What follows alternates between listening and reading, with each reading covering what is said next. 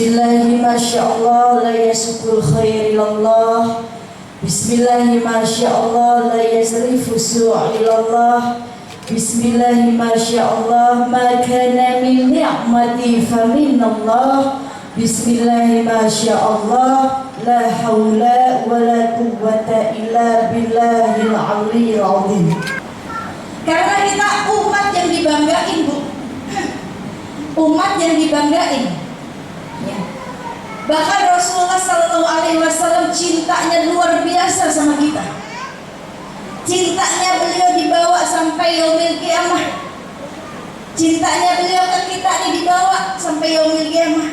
Hari-hari yang difikirkan kita. Diamnya beliau mikirin umatnya, laparnya beliau mikirin umatnya.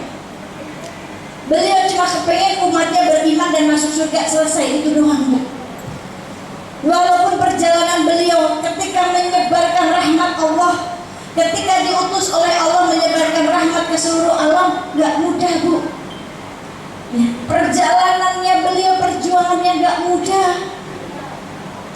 Beliau diludahi, beliau dilemparin kotoran, beliau dicaci maki, dihujat, diusir. Tetapi beliau memberikan rahmat, bukan kebencian. Karena yang memberikan hidayah Allah Subhanahu wa ta'ala. Beliau mempunyai cinta, memberikan, menyebarkan cintanya, kasih sayangnya. Hidayah serahkan kepada Allah, karena beliau pun gak bisa memberikan hidayah. Hidayah Allah yang memberikan, hak mutlaknya Allah. Tapi beliau menjadi asbab hidayah turun dari Allah. Dengan apa? Kasih sayang yang beliau sampaikan, kasih sayang yang beliau berikan kepada orang-orang yang gak suka dengan beliau. Cintanya beliau kepada kita, Bu, Masya Allah. Dari sakaratul mautnya saja yang beliau rasakan, detik-detik kematian beliau, merasakan rasa sakit dicabut nyawa. Beliau mengatakan, ya Jibril, jikalau aku boleh meminta tolong, jangan rasa sakit ini jangan diberikan kepada umatku. Jangan sampai umatku merasakan rasa sakit sakaratul maut ini, tubuh. Beliau gak kepengen kita juga ngerasain rasa sakitnya dicabut nyawa.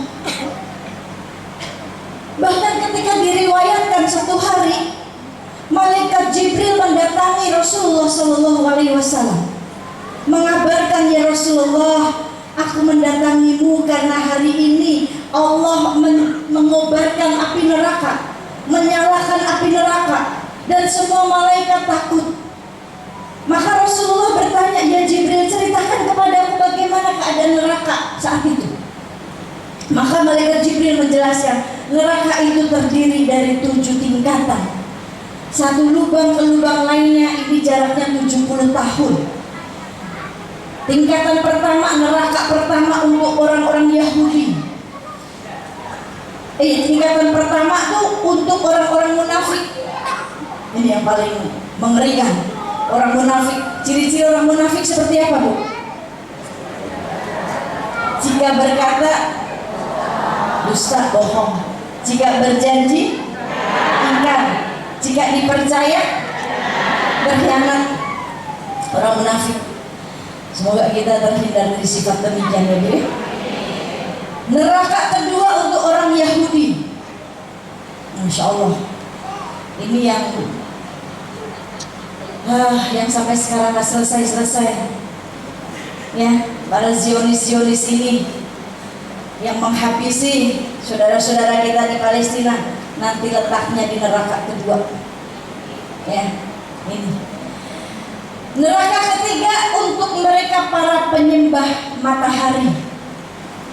Neraka keempat untuk mereka para penyembah binatang, hewan. Ya, hewan. Neraka kelima untuk mereka orang-orang kafir. Neraka keenam untuk mereka para penyembah berhala, patung dan segala macamnya. Dan neraka ketujuh, malaikat Jibril diam. Rasul bertanya lagi, ya Jibril, kenapa diam? Untuk siapa neraka ketujuh itu, Jibril? Lalu Jibril melanjutkan, ya Rasulullah, maafkan aku, neraka ketujuh Allah ciptakan untuk umatmu yang melakukan dosa besar tapi tidak bertobat kepada Allah. Seketika itu Rasulullah pingsan mendengarnya. Dan tatkala Rasul terbangun, Rasul menangis dan bertanya lagi, Jibril, betulkah Allah ciptakan neraka ketujuh untuk umatku, Jibril? Ya Rasulullah. Seketika itu Rasul 3 hari tidak mau keluar rumah, tidak makan terkecuali minum, hanya minum saja. Terkecuali ketika Bilal mengumandangkan azan, Rasul keluar untuk sholat di masjid dan pulang lagi berdiam diri, menghabiskan waktu ke Allah, beribadah, memohon kepada Allah. Hingga para sahabatnya ini khawatir dengan keadaan Rasulullah yang tidak seperti biasanya. Sayyidina Abu Bakar Siddiq mendatangi rumah Rasul, ingin melihat, memastikan Rasul baik-baik saja, tapi Rasul tidak mau membukakan pintunya. Sayyidina Abu Bakar Siddiq pulang, di jalan bertemu dengan Sayyidina Umar. Sayyidina Umar bertanya, wahai Abu Bakar, bagaimana keadaan Rasulullah? Kenapa engkau menangis? Aku belum bertemu dengan Rasulullah.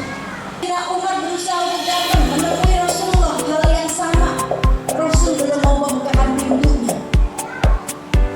Sayyidina Umar pun pulang, di jalan bertemu dengan Salman Al-Farisi, dan Salman Al-Farisi pun sama, bertanya hal yang sama, dan datang juga ke rumah Rasul. Rasul juga belum mau membukakan pintunya.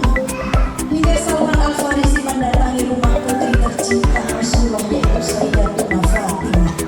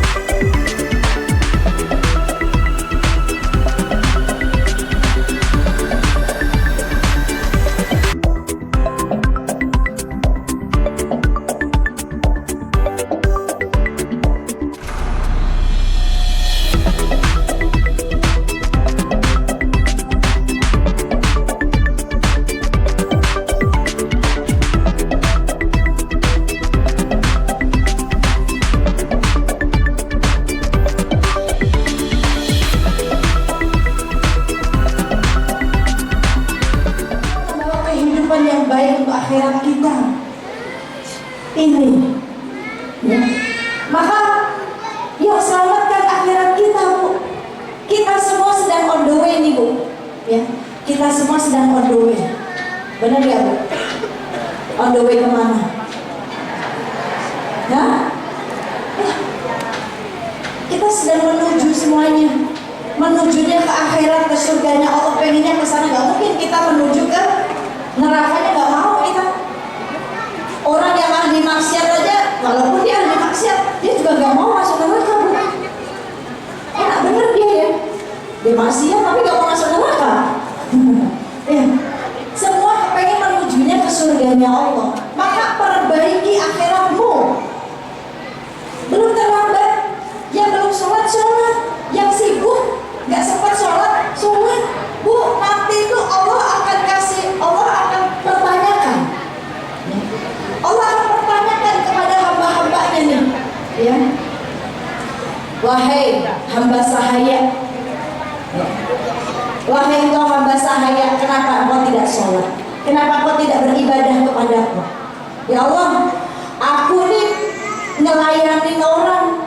Aku kerja di toko itu, aku sibuk melayani orang. Maka kata Allah, apakah kamu tidak kenal Nabi, tidak kenal Yusuf?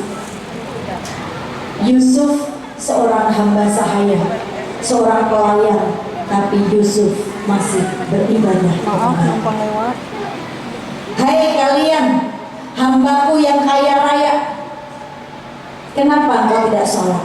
Ditanya aku nanti di hari kiamat oleh Allah. Aku sibuk mengurus hartaku, jadi aku gak punya waktu untuk beribadah ya Allah. Apakah engkau tidak mengenal Sulaiman?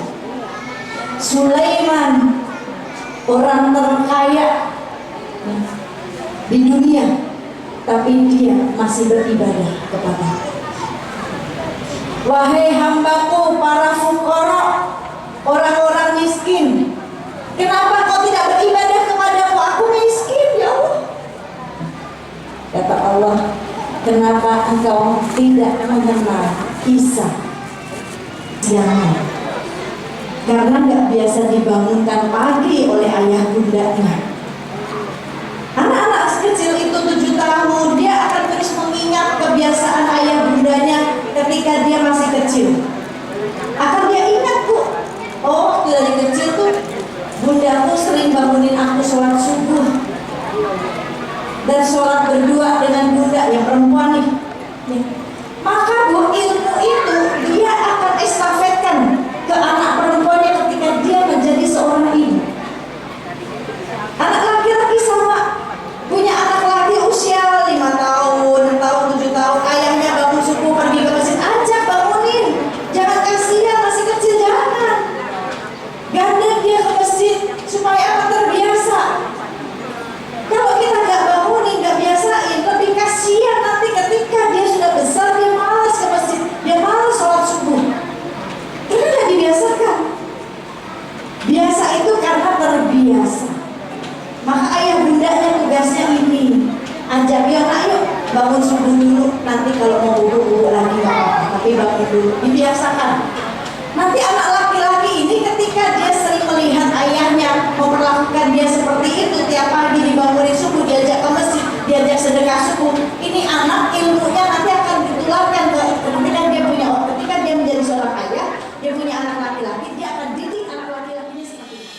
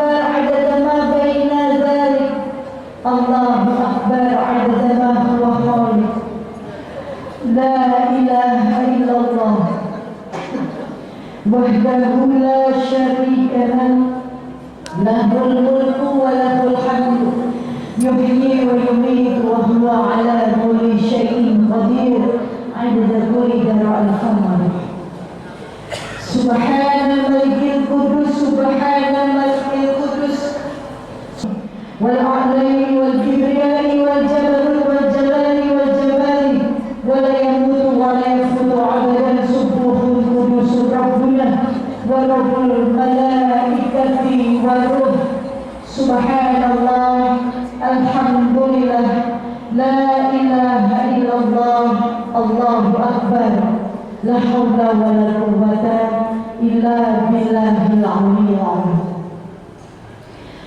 الحمد لله والصلاة والسلام على رسول الله الحمد لله الذي بنعمته تتم الصالحات الحمد لله على كل حال الحمد لله الذي segala puji hanya milik Allah